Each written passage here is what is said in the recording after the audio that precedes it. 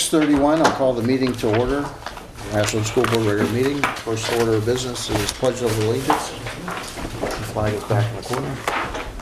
I pledge allegiance to the flag of the United States of America and to the republic for which it stands, one nation, under God, indivisible, with liberty and justice for all. Thank you.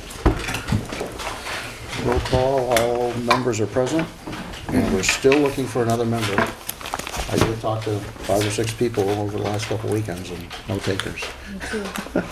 So keep asking and keep trying to find somebody.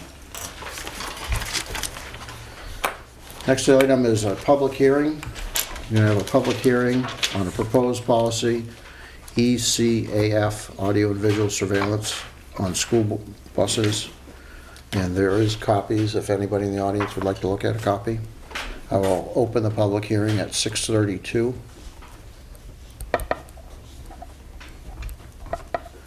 And we'll open it for any public input or comment. Do you want to ask the question, Dave? No? You could ask the same question again so, we could have something. Does anybody? The question was just why we're having a public hearing. Yeah. It's required by law. No. Does anybody have anything for it? Okay, how many readings have we had on this? This is the third and final reading. Okay. So after this hearing, it'll become policy. Correct. Okay.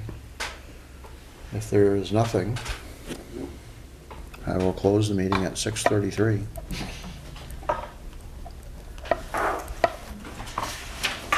And thank you. The next item is minutes from the regular meeting of May 7th, 2019.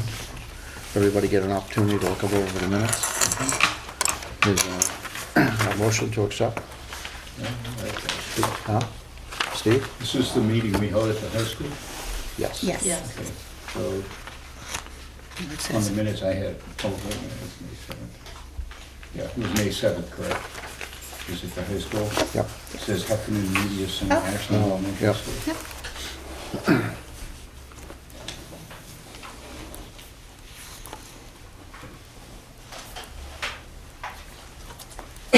And on the second page, the withdrawal study, first sentence, Mrs. Newfield provided an overview. Typo. That's all. Thank you. Yep, Deb.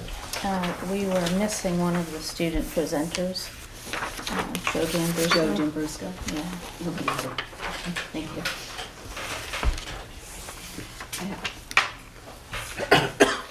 Anybody have anything else? If not, I'll take a motion to approve the minutes as amended. Deb? Second? Sandra? All in favor? 4-0. Thank you. Privilege of the floor, number 1, agenda items only. Is there anything on the agenda? Any questions from our 2 audience members? No? Thank you. You sure, Lester? Here's your opportunity to speak. Communications, is there any communications? No. Thank you. Administrative report, principals report, and enrollment. Shannon.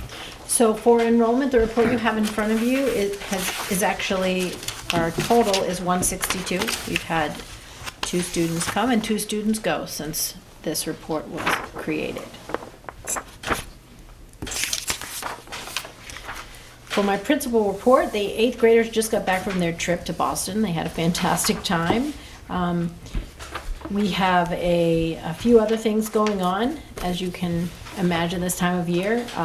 We're doing a little move-up kind of date where we have kids go from where they are on the teams there are now. If they're moving up next year, they go and spend a half an hour in the new team, and they do some activities and get to meet the teacher and be around those kids, which is a really excellent way to kind of ease any anxiety that they may have about moving up in the coming school year. So that's happening on the 11th.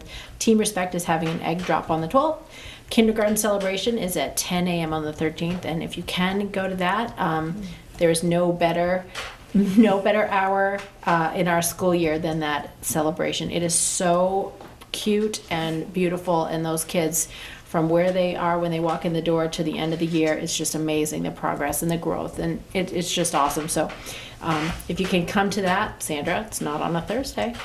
What day? Well, yeah, it is on a Thursday, but it's not in the afternoon. It's in the morning on a Thursday. And then, of course, on the last day of school, we do an early release and an awards and recognition, and that's for students and staff. And that's going to start right at about 8:15. We get everyone in the building, we do the things we need to do for attendance and things like that, then we get everybody together to do that. And that is always a lovely, lovely kind of way to cap off the school year. Mr. Heath will be there presenting the Stephen Heath Award, which is for sportsmanship. So we have some other great awards to give, and we're going to recognize the teachers that are and staff that are retiring or moving on. So that's going to be our opportunity to do that. And again, that's always a really great way to kind of cap the school year. So, And if I can just interject, we were hoping if the board members would like to be present, we are getting some gifts from the board to present to folks who are retiring and those that helped us out this year by filling leaves of absences, and just a small recognition of their time at Ashland. So that's at 8:15 on the 14th, which is a Yes. week from Friday. sure Wow. is. Yep. Coming fast. Yeah. It is. So our June staff of the month, Alyssa Nelson and Teresa Merrifield. Alyssa is new to us this year. She is our Title I teacher and our team teacher, which is, technology, English, arts, math kind of combo class that we do as a special. But in her role, she works with kids all across the school. She did a math intervention workshop with our middle school kids, but recently she jumped in and helped be a co-advisor to a middle school project week team, and she was just fantastic. So her willingness to do that and her flexibility and organizational skills was really helped create a great experience for those kids. So she's one of our staff of the month. The other is Teresa Merrifield. When we rolled from Wanderkook right into project week, I mean, literally there seemed to be about 5 minutes of a gap between each. In both of those scenarios, Teresa does what she always does, and that is rally kids to do amazing things that they would never expect themselves to do. And it's pretty awesome to watch. This year, as a part of the Plastic Police, their whole endeavor was about decreasing the single-use plastic in our world. So they created a presentation and actually took it to 3 other schools in SAU 48 and challenged those schools with their presentation to reduce their use of single-use plastic. So, I mean, it was just incredible. The group that she had, all boys, one girl, and she had them all going in the right direction and all working towards that cause, and it was a pretty amazing experience for them. And that's kind of how Teresa does it. So I just wanted to honor her for that. Project Week was a fantastic event. Our presentation night last week, we had Team Hope, which focused on reducing or helping people who are in a homeless situation. They actually have almost completed a tiny house that they started building. Mr. Heath was a part of that. Bruce McKay came. Alyssa Nelson's dad actually also came. He does some building for Habitat for Humanity, so that was a really great kind of crossover for them. So they did a ton of work on that. I put a little display over there so that you guys could get a feel for some of the projects that happened. We had a group that were animal enthusiasts, and they volunteered at the Squam Lake Science Center and the Humane Society.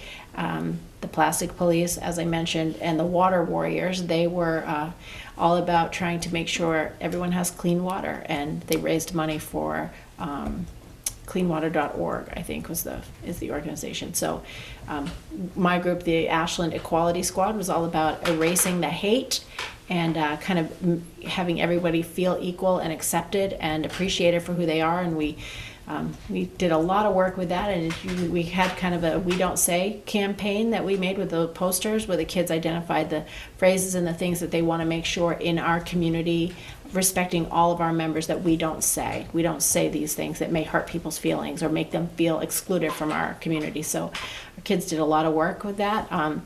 We went to Holderness School, where they have a similar project every year, and Holderness actually took it from Duke University. They have a We Don't Say campaign, so we kind of borrowed from some pretty great places and came up with some pretty powerful posters on our own. So it was an awesome night, and I'm thankful to everybody who went, because I think they all recognized all the work that went into that and our mission to change the world, make the world a better place. So Sue Ruby, our nurse, recently wrote a grant through the Department of Health and Human Services for 2 water bottle filler / water fountains, and we got both. Oh, great. So those will be installed, I think, over the summer. And we're really excited about that. That was one of Student Council's kind of projects. They were trying to figure out how they could raise money for that. So the plastic police are happy, Student Council is happy, like everybody's happy.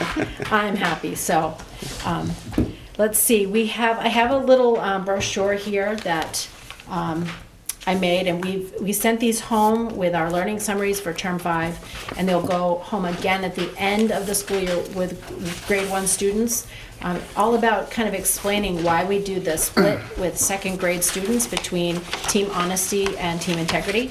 Just gives a little bit of information about the history of how we do things at Ashland, and also the reasons that we do the split. And those were our reasons, like total enrollment in between grades 1 and 3, the balance in number of boys and girls in the 2nd grade group, which always tends to be a really large group. So behavioral needs, students group, and classroom dynamics, we take those things into consideration, and certainly the level of learner independence, and also student social and emotional development. All of those things are taken into consideration as the teachers meet, the kindergarten teachers and the team honesty teachers and the team integrity teachers all meet at the end of the year, talk about those particular students, and try to make the determination as to where they will be between the team honesty team and the team integrity team for the coming year.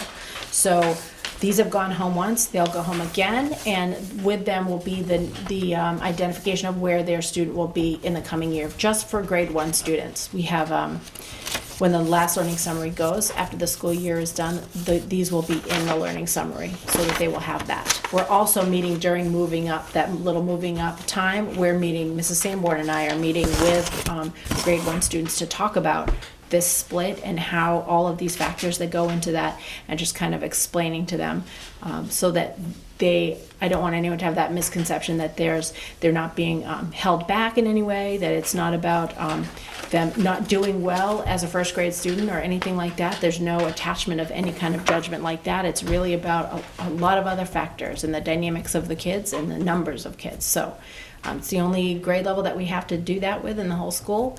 And actually the kids on team honesty and team integrity, no matter what team they've been on, they've had tremendous growth this year, socially, emotionally, and academically. So it's been a really great year for all of the kids, all the 2nd grade students, regardless of where they've been.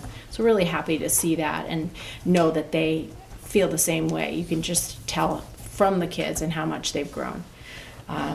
At the end of the school year, I just want to let you guys know our workshop day plans. We have a CPI refresher. That is something that we do with certain staff members. It has to do with managing student behaviors. We're going to review the Professional Educator Code of Ethics and Conduct. We're going to go over the reunification plan. We're going to walk through what that is with staff. We're going to do some data safety training with Mr. Brent. School-wide theme, summer professional development book, and some team time so that teachers can get together, kind of process the school year, and start talking already about next year. It's a busy couple of days, but the teachers really appreciate giving that time to kind of process it all, talk about what worked, what didn't, and giving everybody a chance to take a breath and connect with each other again before we head out for the summer. So that's a very busy 8 days for everybody. It is. I have for you, and I don't know if you just want to take a look on that board, we have finally got the 3D drawings of the new playground with phase 1 through 4. Phase 1 and 2 will be happening this summer. We'll be installing that this summer. It's already been ordered and they're shipping, and that's our goal, is to have that installed for this summer. So I just thought you'd want to see kind of the bigger picture. That big empty space, that's actually where we have the newest component of our playground that was added a couple years ago. So it's really not an empty space, but they just didn't draw that in that because it didn't come from them. Yeah. So really excited for this to happen. The kids are gonna love it. Yeah. I would just like to commend Dr. Bartlett and Mr. Brent and all of the staff for a great project week. It was really what the students produced, I think, were such meaningful learning experiences for all of them. And you had these tangible products of that learning. It really was exceptional. It was great to be able to attend and see that celebration and to really see that it had been such a meaningful experience for all involved. So thank you for having that opportunity for the students. Thank you. Yeah. Thank you, Shannon. Financial report, Trish? Thank you. You have in your packet a general fund budget report for the current school year. Since your last report, we have spent or encumbered an additional $22,017. We have 95% of the budget spent or encumbered.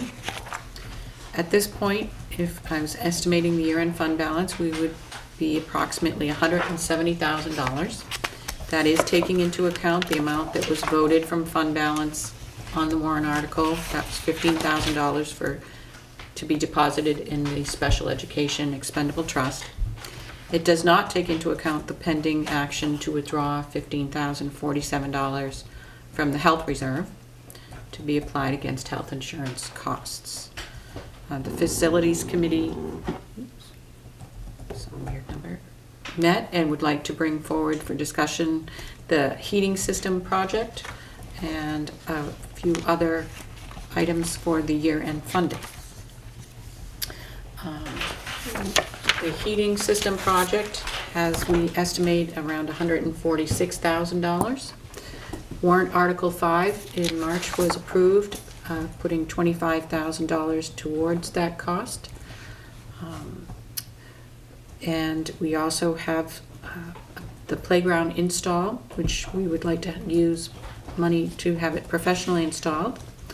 A cafeteria sound system, cafeteria projection system, and some updated dining tables.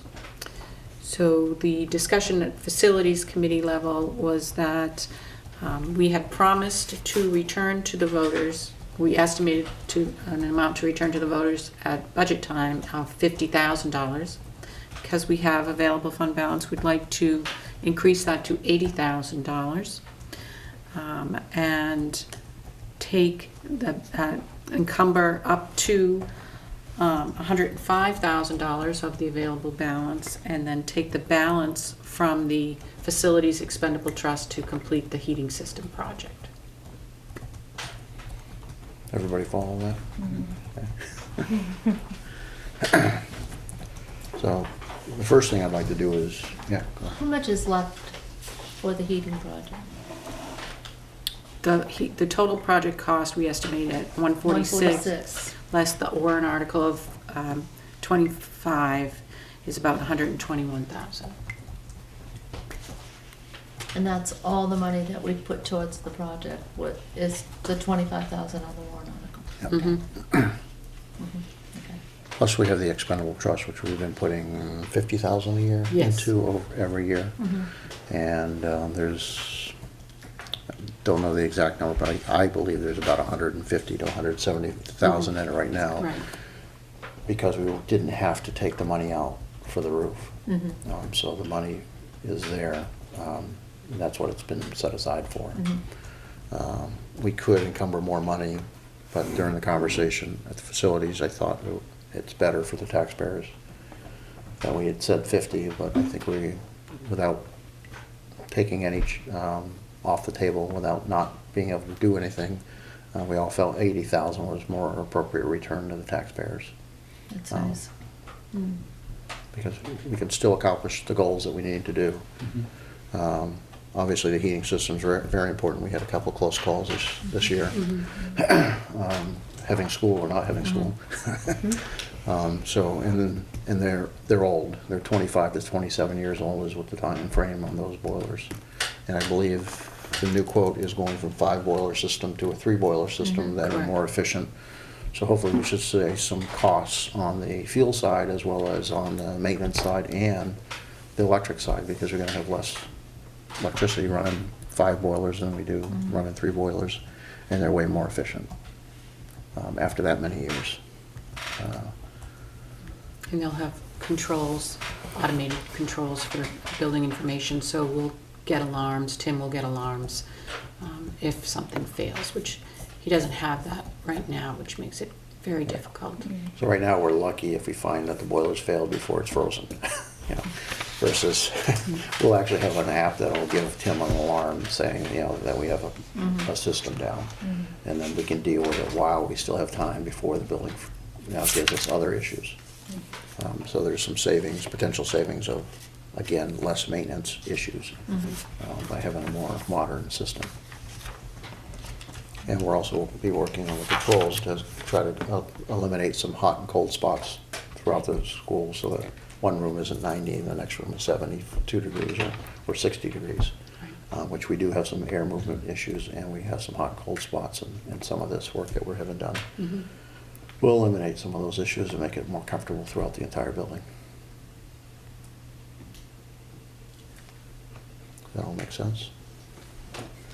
So the first thing I'd like to do is have a motion to authorize the return of 80,000 instead of 50,000.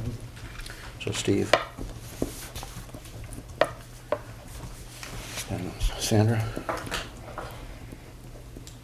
And Marilyn will make that all nice words for a nice motion. And it will be at least 80. Yeah, at least 80. We'll probably have some excess revenue that will be returned as well. Yeah. So when it's all said and done, it'll probably be over 80, but we're going to do at least 80 in the wording. All in favor? 4-0. Thank you. It was 105, right? Yes, Trish? up to. What's that? Up to. Up to, yeah. Then we need a motion to encumber up to $105,000 for the projects listed, the heating system, the cafeteria projects. The gym windows weren't part of that, right? No. Okay. So- Playground install. And the playground install. So Steve? Second? Yep. Any other conversation? If not, all in favor? 4-0. Thank you. Thank you. Thank you.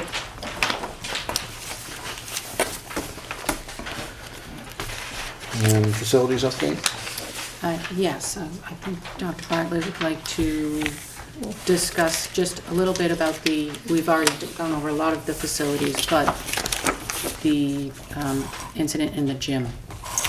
So over Memorial Day weekend, there was, we had a pipe that leaked in 2 places. This water pooled on the stage and at the bottom of the staircase to the right side of the stage, as well as on the gym floor. So we immediately had filed a claim with Primex the day we were back on Tuesday. And Primex came, Tim Crowley came on Wednesday. They have pulled up the floor. There's water under the subfloor. They're working to dry that out. What they're going to do is the pieces that they pulled up, they're going to just put them down and kind of, I don't know, use something to just keep them in place so that we can have them in place. Because the company, Danaher, can't come until August, but they will have to replace those pieces. Also going to replace the pad in the front of the gym, the stage, because that also had some water.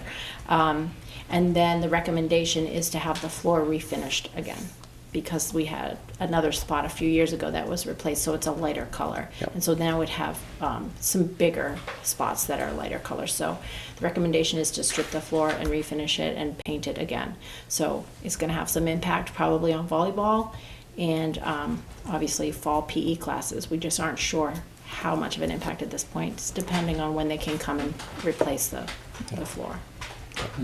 Yeah, when in August? August 1st or? Exactly, Yeah, exactly. yes. Because the flooring companies get booked up Big time. very, very early, because Yep. every school wants to get it done during the summertime. So we're fortunate that Danaher is setting aside some time for us. Yep, and they came right away, actually. They were here yesterday or today, taking out those pieces and checking the underneath and all that stuff, so.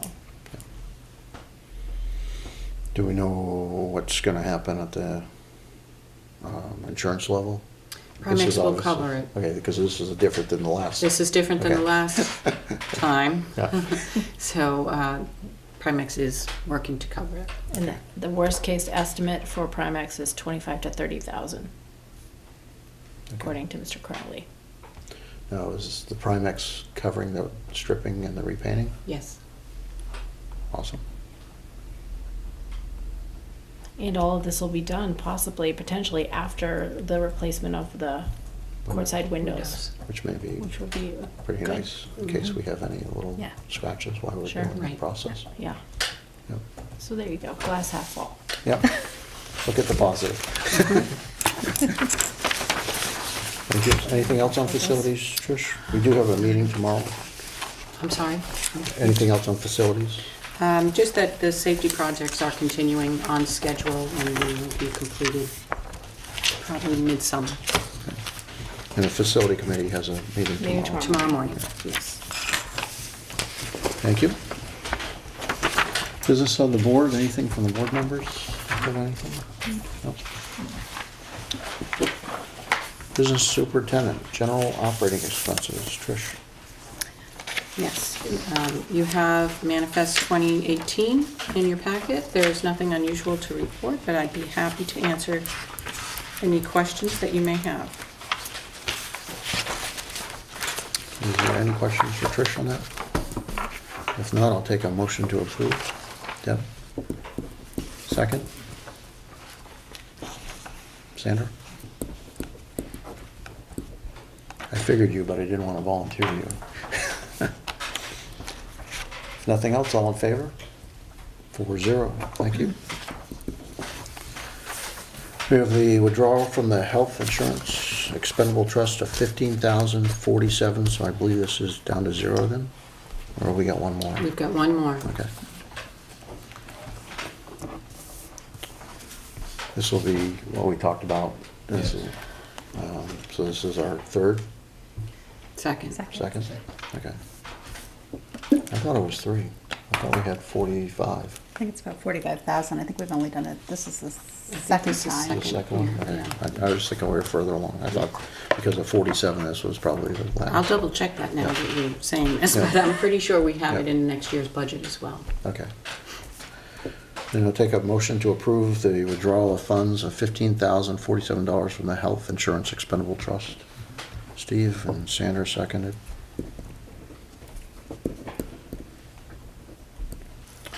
All in favor? 4-0, thank you. Thank you.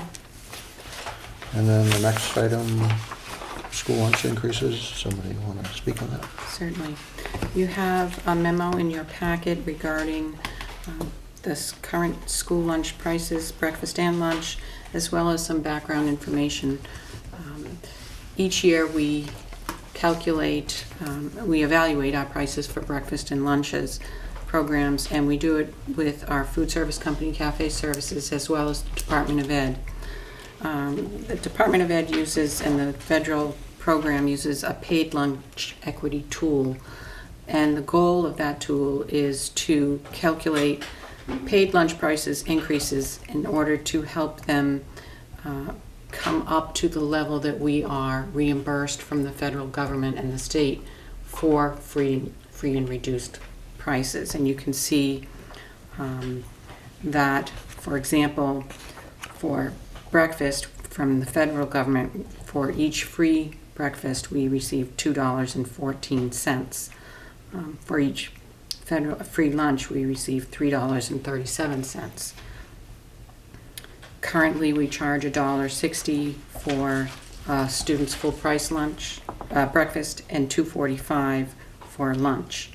The recommendation is to increase prices by 10 cents for lunch and for breakfast, and 40 cents for an adult meal.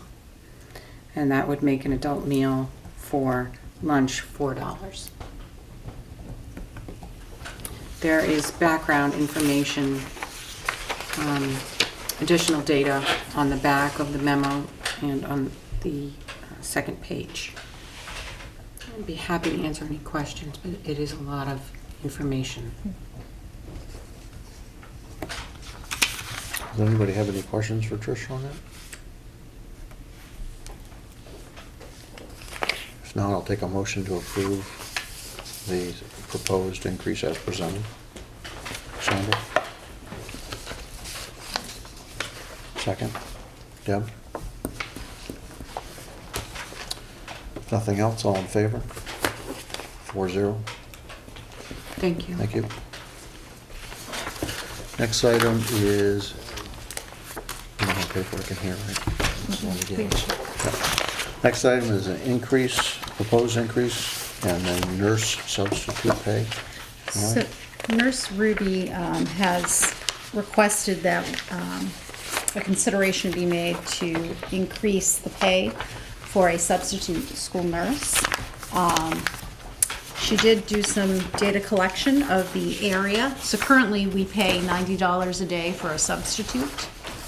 And that was increased last year from, I think it was $60 a day or 75. 75. That we increased it to 90. But one of the things that becomes challenging with having a registered nurse available is it's a small pool of people you're drawing on, and their rate of pay for other areas that they could take of employment is at a higher rate. So she did do some analysis of different districts. I would propose that it makes sense to me that we would increase it to $150 a day. I think that would make us more competitive. In Interlakes, you see $150 a day. Our substitute pay, I think, is $75 a day for teachers. So that is, twice as much. And it's, we just have some medically fragile students, and having somebody, with that skill set here is really, it's a need. And being able to be a little bit more competitive might help us attract maybe some of the people who are filling in these other districts. They might be more receptive to getting on our call list and helping to fill in when the need arises. So just for reference here, everything here, the lowest pay that we polled was 125, and we're at 90, so we're not Right. even Right. in competition. Most of the pay averages between 200, 150, and 150, and the $27 an hour would be about close to 200 on an 8-hour day. So 150 would at least give us an opportunity to bring people in that, and it's an area we struggle with. And Nurse Ruby came from the Shaker Regional School District. So again, I'm thinking that possibly you're starting to then, if you're offering a similar wage, maybe people who are on those lists for RN subs would be more willing to come our way if we're paying the same level of wage. And it's not like we're looking at 100 days a year, so. It's those rare occasions, and it's just, it is on those times, puts a lot of burden on the front office if we can't get somebody. And, it's that high, it's, students who are medically fragile that you're just. You don't want to have a student that needs a service and we're not able to actually provide it.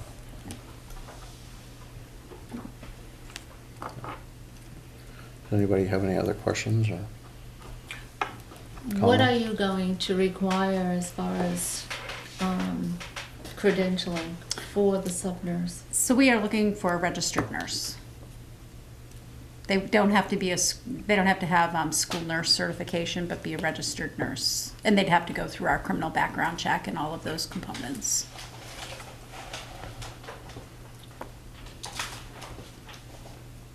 Okay. I won't say anything else. Any other questions or comments?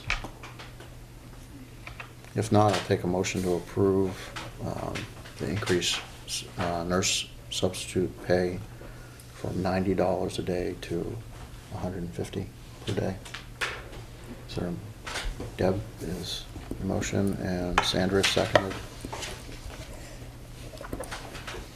Anything else? All in favor? 4-0. Thank you. Thank you.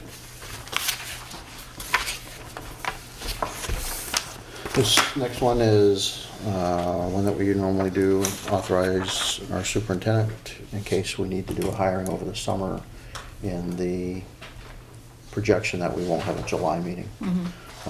So if there's a spot that needs to be filled or something that comes up, and we have an opportunity to grab a qualified candidate, we don't want to wait all the way to August to find out they've since moved on.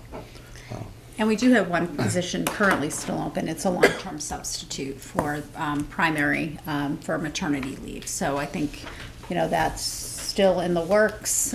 So that may be one that, I'm able to temporarily hire the person with, and at August, the board would solidify that nomination. So I'll take a motion to approve the permission to hire for our superintendent. Sandra, second. Deb? All in favor? 4-0. Thank you. Now we got new business, data governance, and security plan, So and this is just awesome. So Lester is here this evening to give some highlights. I did share with the board the working draft, and I think, what we would propose this evening is, if you're able to accept this working draft, and we will bring updates for the September meeting, it gives us a little more time to continue to work through this process, especially as some of the guidelines have been evolving at the state level. And thank you to Lester for all his many hours digging into this.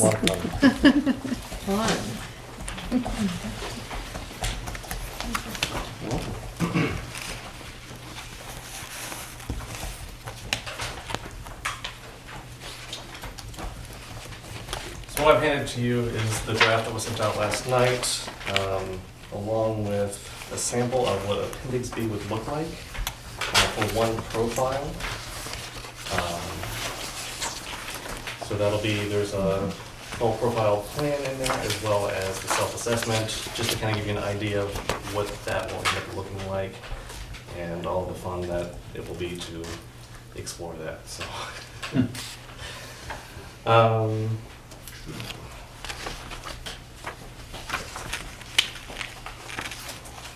have a 20-minute slide now. Another few slides.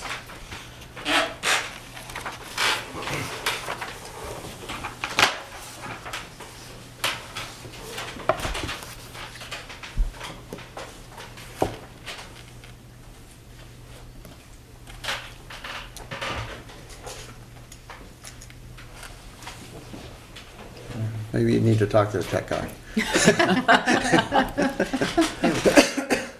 What's he doing?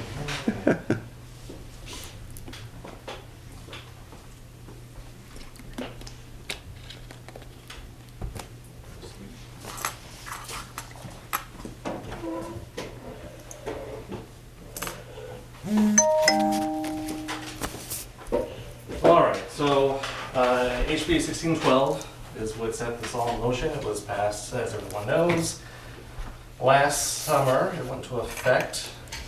It took the DOE a while, I think February of this year, to create the minimum standards.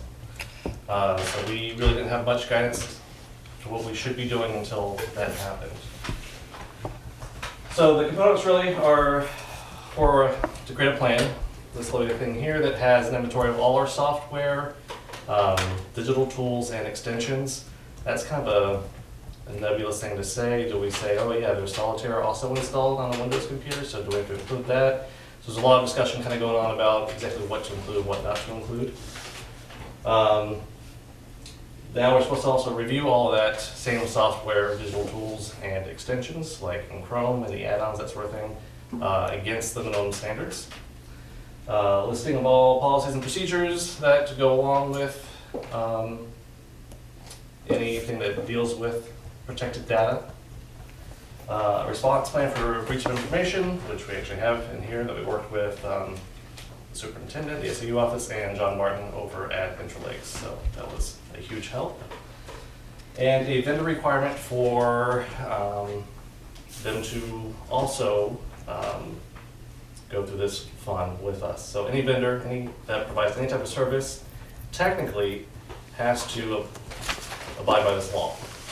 So when you're looking at that, could be our software vendors for like Alma for SIS, or Dreambox, which is our math program that we use, all the way down to people who provide services in the school, PT, OT. If they deal with, since they are dealing with protected data, they have to also abide by these requirements in some way, somehow. This is going to have an interesting ripple effect across New Hampshire. We'll kind of see how this plays out over the next few years.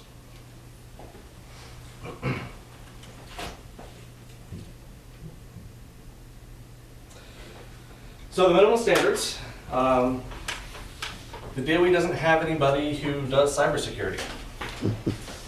So they turned to the Chief Information Security Officer for the state of New Hampshire, Daniel Dister, and he's the one who kind of went through and authored the standards that the DOE presented. They are a subset of the National Institutes of Standard and Technology's 800-171 controls, and that is the document says protecting controlled unclassified information in non-federal systems. The reason why he chose that set of information, because by federal definition, student records are part of this set. So at the federal level, technically, we should probably be following the 800-171 all the way down. When he went to the DOE and they went back and forth about what to include, what not to include, they tried to pare it down so it would not impact cost or resources that much. So we're gonna see how that ends up. Some of the controls that aren't listed would require significant effort and cost in order to implement. Just something that I don't think any school district in New Hampshire could really afford to do unless you're like Bedford or Concord or something that has a huge tax base. Oh, and of course, these standards apply to both physical and digital data. So a piece of paper with student information on it is controlled information. Just like we have procedures and policies about how we handle that information, we have to shred anything. The minimum standards actually do apply to that as well. So when they go back and say, hey, you have to review everything based on the minimum standards for your software and your digital tools, well, minimum standards are a little more broad than that. So how do you reconcile that?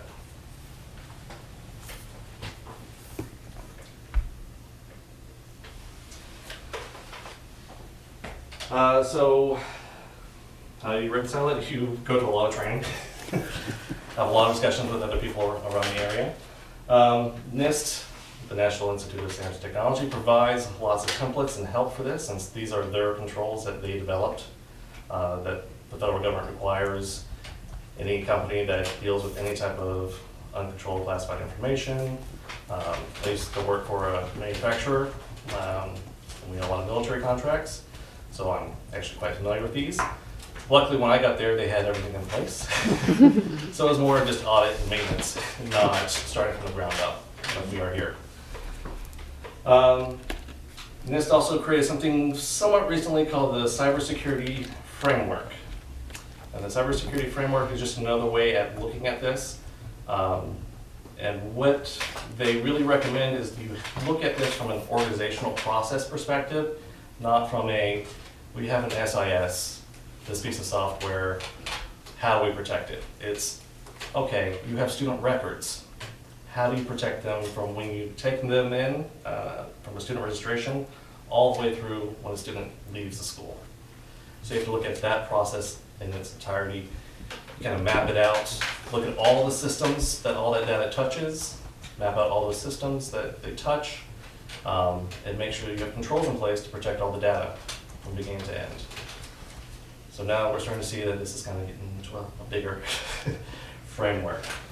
But by looking at it in that perspective of a process from beginning to end, you can truly protect the student data and the privacy of the students and staff, because employees are also included in this information, or in this law, from beginning to end. So far, so good. I'm trying to take a Yep. high-level view and not everyone glaze over. Too late. No, I- We appreciate your honesty. All right, so the sticking part really is gonna be that review section, because creating a software inventory list, that's easy. I actually have, I think, 95% of our stuff inventoried. Just tracking down all the other little things that you're missing, that teachers use and don't tell you about. Same thing, policies and procedures, we have all those listed. I'm sure we're gonna be making a lot more as we move forward. Procedures and maybe some additional policies that will end up going to the policy committee.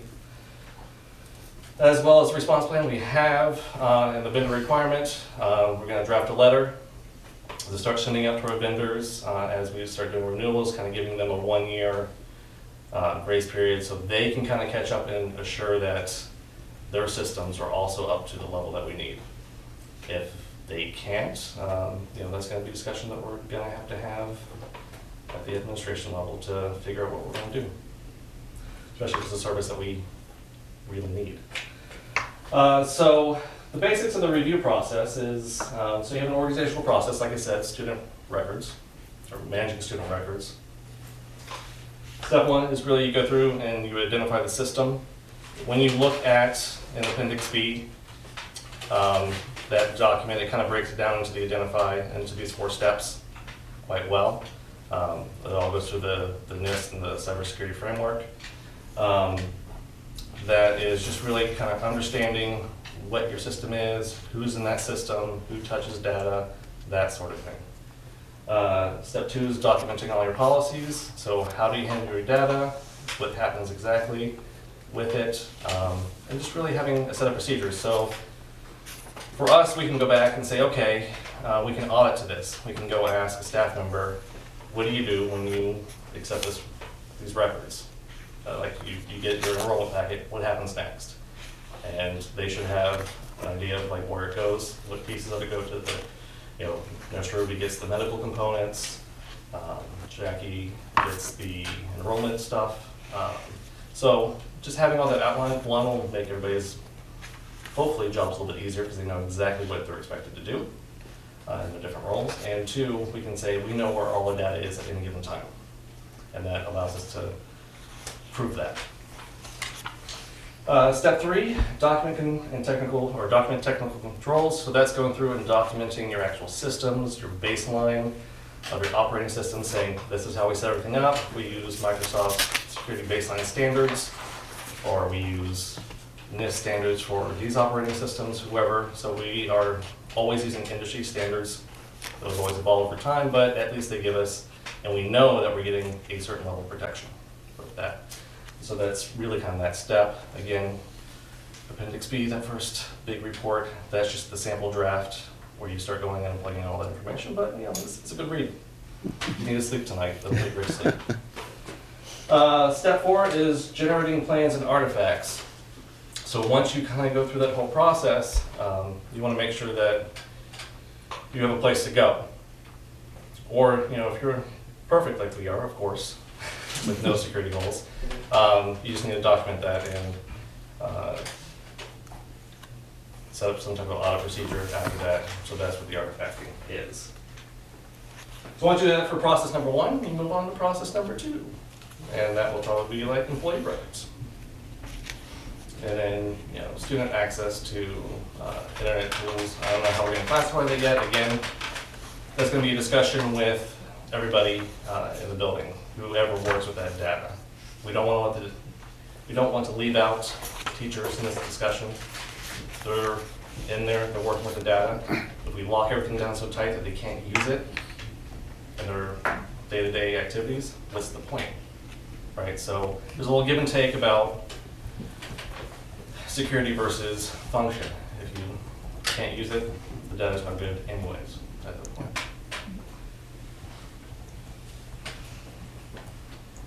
And then, once you do it once for all of them, again, you go back around the circle. Continuous improvement. So one thing that is a little vague, I think, in this, and I'll try to explain it a little bit. The cybersecurity framework they have something called profiles. And all a profile is really a document of going through and documenting everything as it currently stands. Doesn't matter if you're doing something wrong, don't worry about it. Document it as it currently stands. That way you can go back and you can use that self-assessment to see where you can improve. Once you know where you can improve, you can make a plan of action to get there. So that's your target profile. So really that's kind of what this says right here. You're just starting where we need to know where we are so we can know where we're going. And that's it. That's the basic process. And these are the tools that help us do it. And you know, as soon as we kind of get to the school year, I'm going to start really working on getting through all the processes. Thoughts, questions, concerns? Anybody Do I need to have- wake you up? Well, I'm thinking of the medical system in the hospitals. The technology is there, because when you're in the hospital and you're dealing with, or you have patients, you have access to every department. X-ray, emergency room, however the patient came into the hospital. And depending on your security level, you have a pass to get into all those departments, to access and be able to take care of your patient.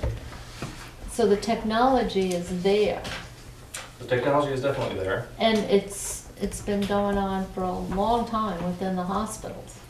It's been going a long time in the hospitals. Any type of payment processing, that's the PCI DSS system, those are their standards that they go by. Massachusetts has been working with this now for several years. Their state was a lot more explicit in the law about what they have to do.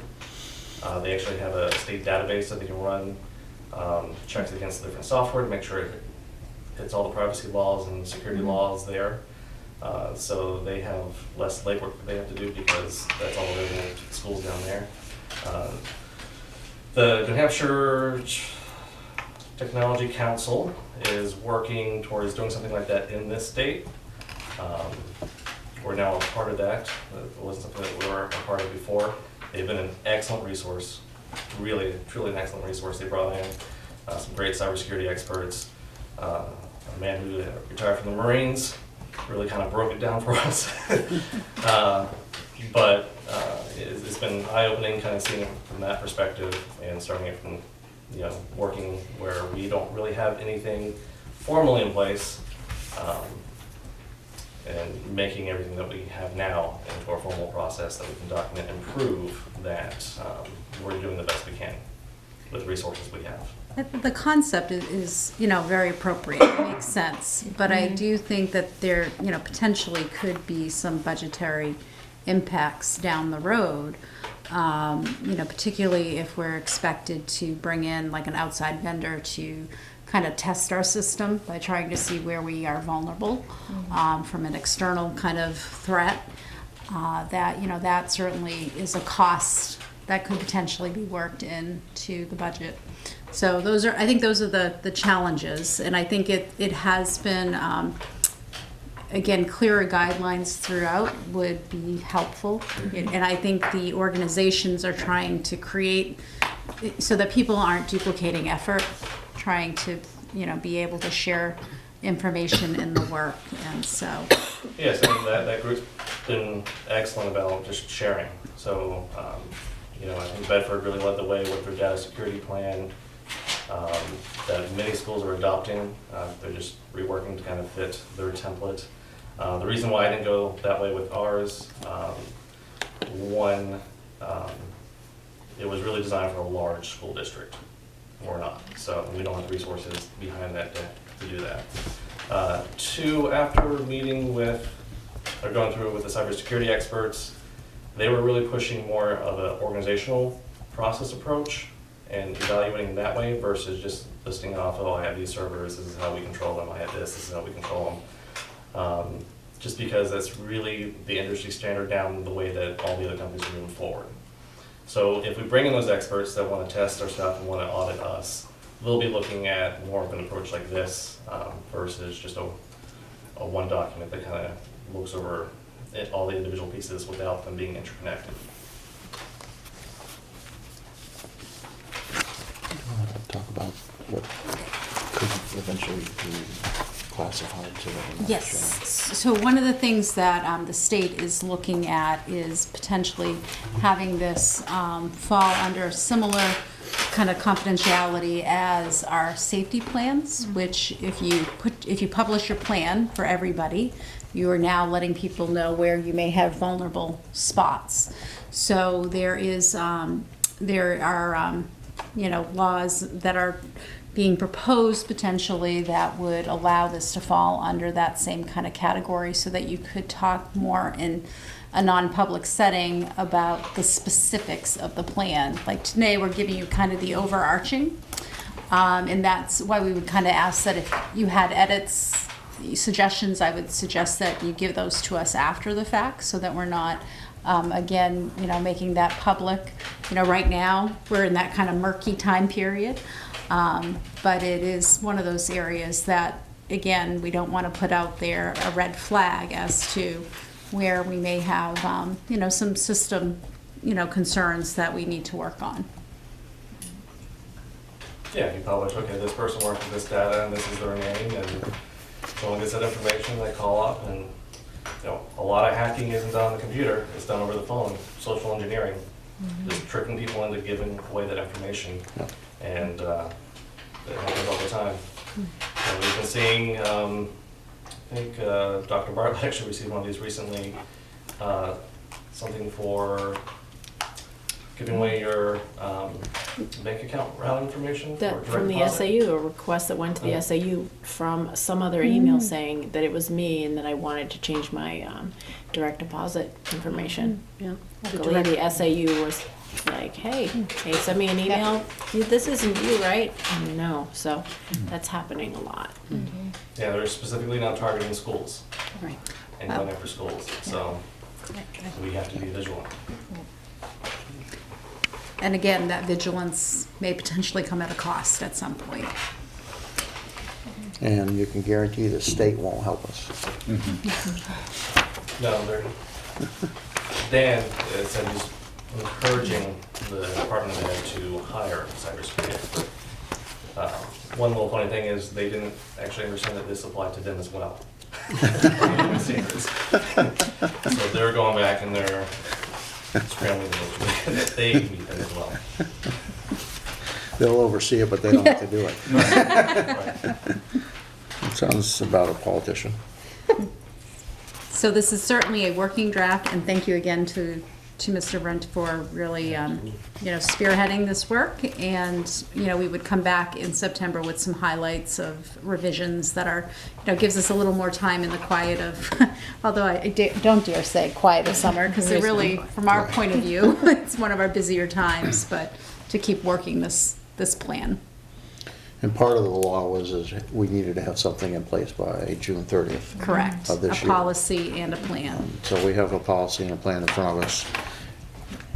And talking to Lester, this is probably 20 years before we're close to being finalized. Yeah, and that was also Oh, good luck. stated quite a few times, both by the state and the consultants.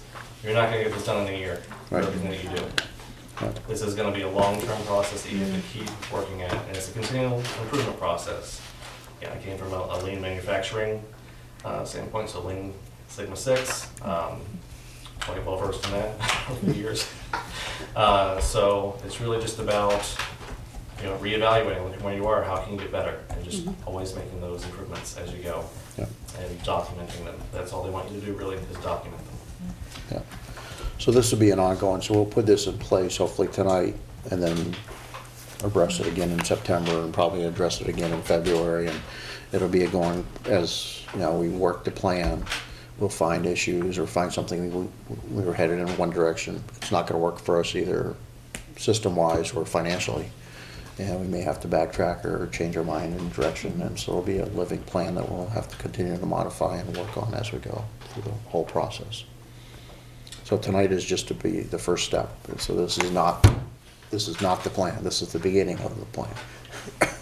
It's always gonna be Ken. Version Yeah, exactly. 1.1, I think.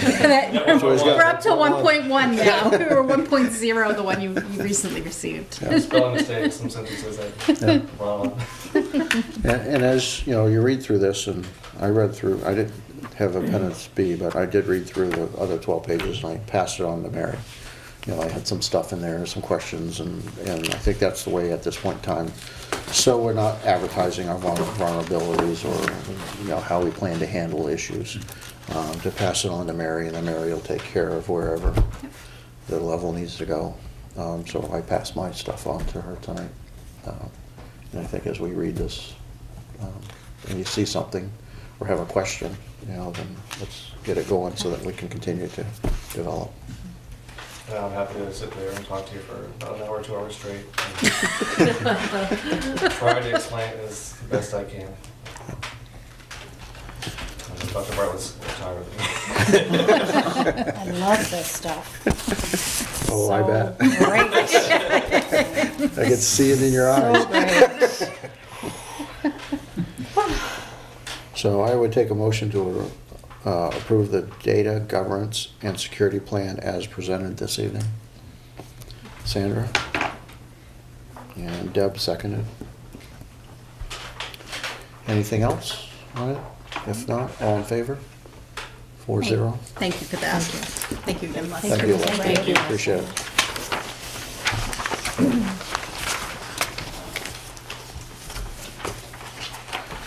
Next item is general assurances.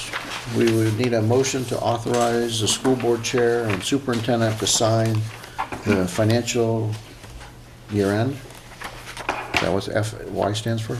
Fiscal year. Fiscal, thank you. Fiscal year 2020. 2020 general assurances, requirements, and definitions for the district's participation in federal programs.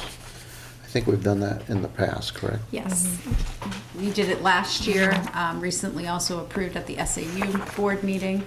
So these are the federal funds that we receive, the entitlement funds, Title I, Title IIA, Title IV, IDEA money. So that supports special education. So these are the assurances. I think I did share at the SAU board meeting. I do know that a number of districts that have had audits from the state, that there have been some policies and things like that that have come up that need to be in place.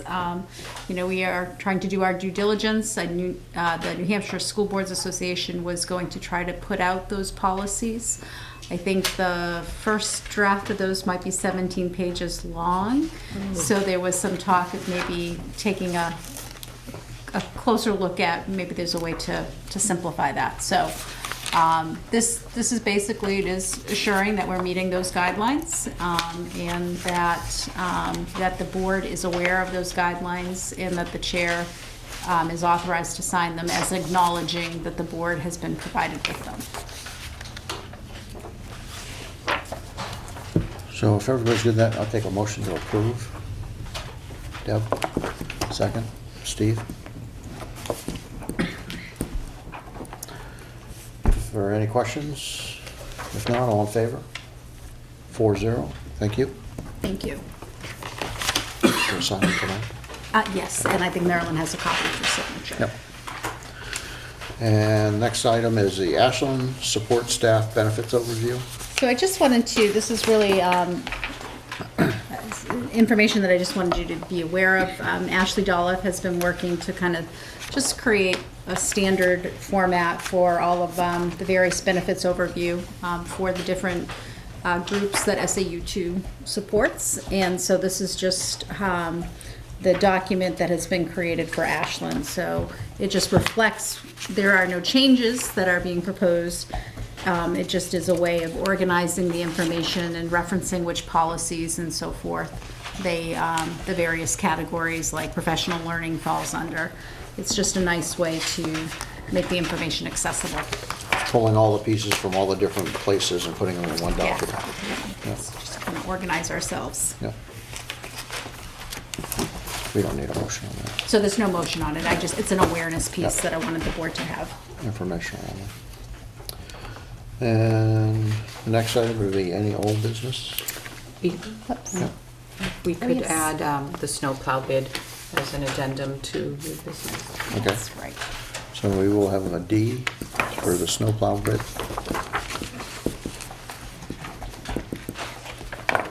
Thank you.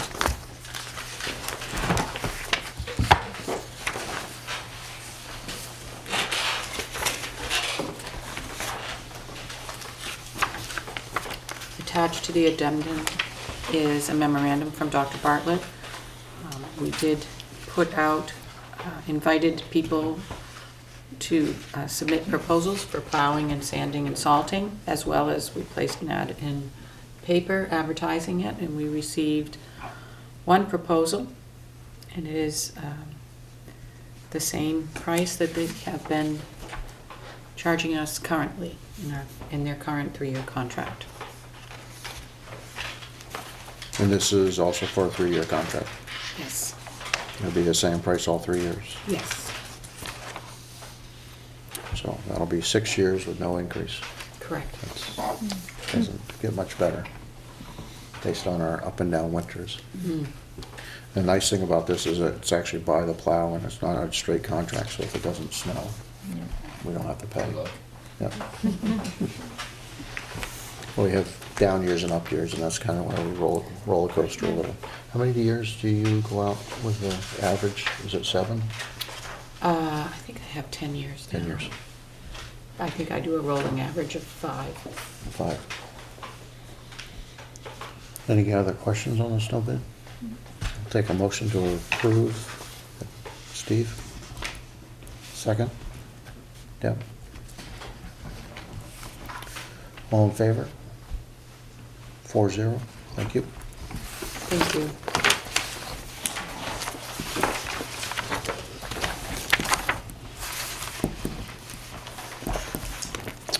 Old business, we said there was none. Policy, third and final reading. We will need a motion to approve the third and final reading of the following policies as amended, and they're on your agenda in front of you. Any motion to approve them? Steve? And Deb, second.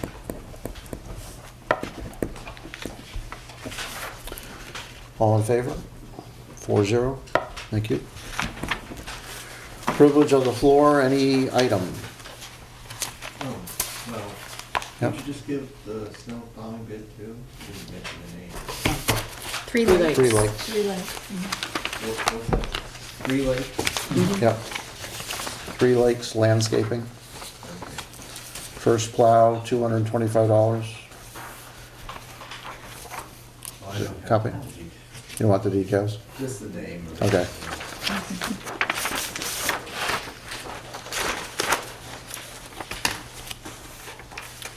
Anything else from the floor? No. Announcements, Tuesday, July 9th. We have a meeting scheduled. I'd take a motion to cancel that. Deb? Is there a second? Sandra? Usually there's nothing going on and probably the floors are being waxed anyway. So. Yes, indeed. All in favor? 4-0. Thank you. Thank you. Tuesday, August 6th, will be an Ashland School Board meeting here in the Media Center. Policy review at 5:45, school board meeting at 6:30. Do we have any public I comment? think we just wanted to ensure there was a quorum, just with the August That's right. date. So we want to make sure Deb's not going to be here physically. Right. And you may call in, but that doesn't help with the quorum. So I want to make sure that the 3 of us are going to be here August 6th. Well, I'm not going out of town, but So according to your crystal ball, you should be okay. We'll double check in advance again, but we figured while we were here this evening, we would just no, double I check. did say to Marilyn that unless, I called, I would make every meeting. The meeting that I did miss, I had a little accident and I was unable to call. Yeah, no problem. Okay, so we should have the 3 of us. Did we not? need We do one? have non-public. Okay, we do have a non-public for staff personnel. Take a motion to move into non-public. Steve, second. Sandra? Sandra, you want to poll the board? Yes, Steve? I'm pulling the board, Steve? Yes. Yes. Sandra, yes. Deb? Yes. And Glenn? Yes. Okay, we are in non-public. We'll